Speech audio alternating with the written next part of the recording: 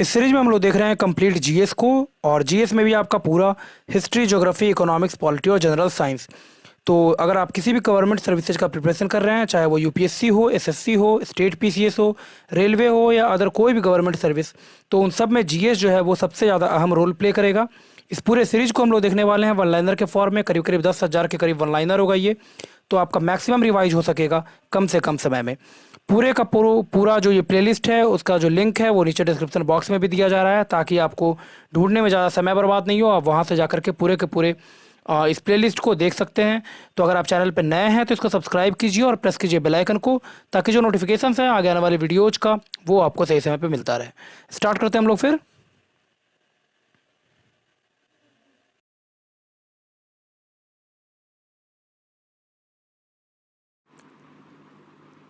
अभी हम लोग देख रहे हैं साइंस को, और लास्ट वीडियो में हम लोगों ने ख़त्म किया था यहाँ तक।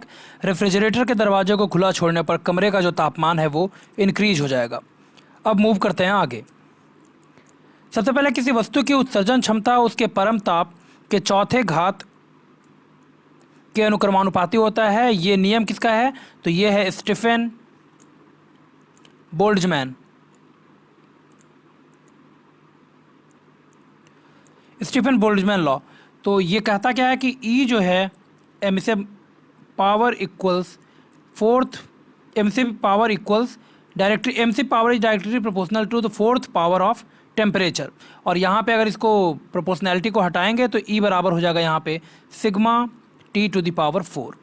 तो एम सी पावर जो है वो जो परम ताप यानी टी के फोर्थ पावर के प्रोपोर्शनैलिटी में चलता है। ये नियम है किसका? Stefan Boltzmann law. नेक्स्ट, इसके बाद उष्मा बिना माध्यम के सीधी रेखा में संचरित होती है। ये विकिरण में होता है। अच्छा अवशोषक अच्छा उत्सर्जक होता है, ये किरचॉफ के नियम के अनुसार। नेक्स्ट, इसके बाद विकिरण द्वारा किसी वस्तु के ठंडा होने की दर वस्तु तथा उसके चारों ओर के माध्यम के तापांतर के अनुक्रमानुपाती होता है। ये बतलाया गया है न्यूटन के शीतलन नियम के अनुसार। वह बिंदु जिस पर पदार्थ की तीनों अवस्थाएं पाई जाती है उसको बोला जाता है त्रिक बिंदु। निश्चित ताप पर ठोस का द्रव में बदलना कहलाता है। उस ताप को क्या कहा जाता है? उस ताप को कहा जाता है गलनांक। ठोस जिस पॉइंट पर द्रव में बदलेगा उसको बोला जाता है गलनांक। नेक्स्ट है त्रिक बिंदु या फिर ट्रिपल पॉइंट। यहाँ पे देखेंगे ट्रिपल पॉइंट। जब पदार्थ की तीनों अवस्थाएं किसी एक बिंदु पे मिलती हैं तो उसको बोला जाता है त्रिक बिंदु या फिर ट्रिपल पॉइंट। नेक्स्ट है वह ताप जिस पर द्रव ठोस अवस्था में बदलता है उसको बोला गया हिमांक या फिर फ्रीजिंग पॉइंट। सामान्यतः गलनांक दाब बढ़ाने पर बढ़ता है, लेकिन बर्फ़ के कंडीशन में पहले क्या होगा? ये गलत हो जाएगा बर्फ़ को छोड़ करके। सामान्यतः गलनांक जो है वो दाब बढ़ाने पर बढ़ता है। वह ताप जिस पर द्रव वाष्प में परिवर्तित होता है उसको बोला जाता है क्वथनांक। वाष्प का द्रव में बदलना कहलाता है संघनन। दाब बढ़ाने पर क्वथनांक जो है वो इंक्रीज करेगा। दाब अगर बढ़ाएंगे तो क्वथनांक जो है वो इंक्रीज करेगा। अशुद्धियों को अगर मिला दिया जाए, मिलाने से द्रव का क्वथनांक जो है वो इंक्रीज करेगा। अगर इम्प्योरिटी ऐड करते हैं किसी सब्सटेंस में तो उस कंडीशन में जो उसका क्वथनांक है या फिर मेल्टिंग पॉइंट जो है वो इंक्रीज कर जाएगा। नियत ताप पर पदार्थ की अवस्था में परिवर्तन के लिए आवश्यक ऊष्मा को कहा जाता है गुप्त ऊष्मा। गलन की गुप्त ऊष्मा किसके बराबर होता है? तो 80 कैलोरी प्रति ग्राम के बराबर। वाष्पन के लिए गुप्त ऊष्मा होता है 540 कैलोरी प्रति ग्राम। गुप्त ऊष्मा का मात्रक जो है वो क्या होता है? जूल प्रति किलोग्राम। क्वथनांक के नीचे द्रव का वाष्प में बदलना कहलाता है वाष्पीकरण। रेफ्रिजरेटर में गैस भरी होती है फ्रीऑन। दिए हुए ताप पर वायु के आयतन में उपस्थित जलवाष्प की मात्रा तथा उसी ताप पर उसी आयतन की वायु को संतृप्त करने के लिए, संतृप्त यानी सैचुरेट करने के लिए आवश्यक जलवाष्प की मात्रा के अनुपात को कहा जाता है रिलेटिव ह्यूमिडिटी या फिर आपेक्षिक आर्द्रता। किसी पार्टिकुलर टेम्परेचर टी पर जितना जलवाष्प उसमें उपस्थित है और जितना सैचुरेशन के लिए उस टेम्परेचर पे उसी अमाउंट का जो एयर है उसी को सैचुरेट करने के लिए जितना आपको ज़रूरत होगा जलवाष्प का, तो उसी का जो रेशियो निकलेगा किसी पार्टिकुलर टेम्परेचर पे, तो उसी को बोला जाता है रिलेटिव ह्यूमिडिटी या फिर आपेक्षिक आर्द्रता। नेक्स्ट है आपेक्षिक आर्द्रता को मापा जाता है हाइग्रोमीटर से। किसी निकाय को दी जाने वाली ऊर्जा उसकी आंतरिक ऊर्जा में वृद्धि तथा बाह्य कार्य करने में खर्च होती है ऊष्मागतिकी के प्रथम नियम के अनुसार। एक्सटर्नल वर्क करेगा और साथ ही साथ उसका इंटरनल एनर्जी को इंक्रीज करेगा, यानी Q equals U plus W। यानी अगर हम कहीं किसी सिस्टम को अगर ऊष्मा यहाँ से प्रोवाइड कर रहे हैं Q, तो ये क्या करेगा, इसका इंटरनल एनर्जी को इंक्रीज करेगा U से, और यहाँ पे ये कुछ एक्सटर्नल वर्क भी करेगा, तो यहाँ पे हो जाएगा वर्क, यानी Q इक्वल्स हो जाएगा U प्लस W के। ये बताता है आपको ऊष्मागतिकी का प्रथम नियम या फिर फर्स्ट लॉ ऑफ थर्मोडायनेमिक्स। ऊष्मागतिकी का प्रथम नियम प्रदर्शित करता है ऊर्जा संरक्षण को।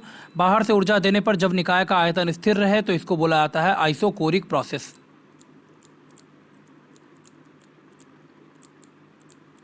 आइसोकोरिक प्रोसेस, बाहर से ऊर्जा देने पर जब निकाय का दाब स्थिर रहे तो उसको बोला जाएगा आइसोबारिक। निकाय में परिवर्तन इस तरह से किया जाए कि पूरी प्रक्रिया में निकाय का ताप अगर स्थिर रहे तो इसको बोला जाएगा आइसोथर्मल या फिर समतापी। निकाय जब वातावरण से ना ऊर्जा ले और ना ही ऊर्जा का त्याग करे सराउंडिंग से, तो इस प्रक्रिया को बोला जाता है रुद्धोष्म प्रक्रम हिंदी में, और इसी को बोला जाता है इंग्लिश में एडियाबैटिक प्रोसेस। ऊष्मा के प्रवाह की दिशा को बताता है ऊष्मागतिकी का दूसरा नियम। नेक्स्ट है इसके बाद, ऊष्मा का कार्य में पूर्ण परिवर्तन असंभव है केल्विन के कथन के अनुसार। कम ताप से अधिक ताप की ओर ऊष्मा का प्रवाह तब तक नहीं हो सकता जब तक कि बाह्य कार्य न किया जाए। ये क्लैसियस का स्टेटमेंट है। विद्युत चुंबकीय तरंगों के रूप में संचारित होता है प्रकाश। दृश्य प्रकाश का तरंग दैर्घ्य होता है, यानी फिर विजुअल की अगर बात करें हम लोग, दृश्य प्रकाश का तरंग दैर्घ्य जो है उसका वेवलेंथ जो है वो किस में लाई करेगा, तो 3900 से लेकर के 7800 एंगस्ट्रम तक ये लाई करेगा। प्रकाश का तरंग सिद्धांत दिया गया था हाइगेंस के द्वारा। प्रकाश का विद्युत चुंबकीय सिद्धांत दिया गया मैक्सवेल के द्वारा। प्रकाश एक है अनुप्रस्थ तरंग या फिर ट्रांसवर्स वेव,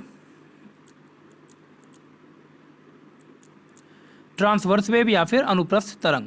प्रकाश का फोटोन सिद्धांत दिया गया आइंस्टीन के द्वारा। प्रकाश छोटे छोटे बंडलों या पैकेटों के रूप में चलता है जिसको कहा जाता है क्या, फोटोन। नेक्स्ट है इसके बाद, विद्युत चुंबकीय विकिरण से ऊर्जा अवशोषित करने के बाद इलेक्ट्रॉन उत्सर्जित करने की जो क्रिया होती है उसको बोला जाता है प्रकाश विद्युत प्रभाव। और प्रकाश विद्युत प्रभाव के लिए ही एल्बर्ट आइंस्टाइन को दिया गया था नोबेल प्राइज। ठीक है, तो प्रिंसिपल ऑफ रिलेटिविटी के लिए उनको नहीं दिया गया, उनको दिया गया फोटो इलेक्ट्रिक इफेक्ट के लिए।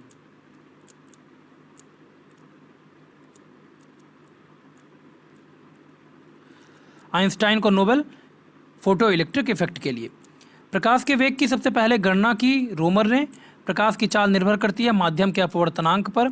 अपवर्तनांक अगर ज़्यादा होगा तो प्रकाश का वेग कम होगा, यानी रिफ्रैक्टिव इंडेक्स अगर ज़्यादा होगा तो उस कंडीशन में प्रकाश का वेग जो है वो कम हो जाएगा।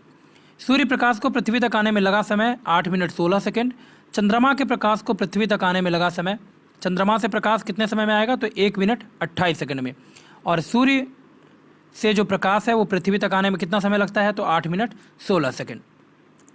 नेक्स्ट है इसके बाद, प्रकाश का प्रकीर्णन सबसे अधिक होता है बैगनी रंग का।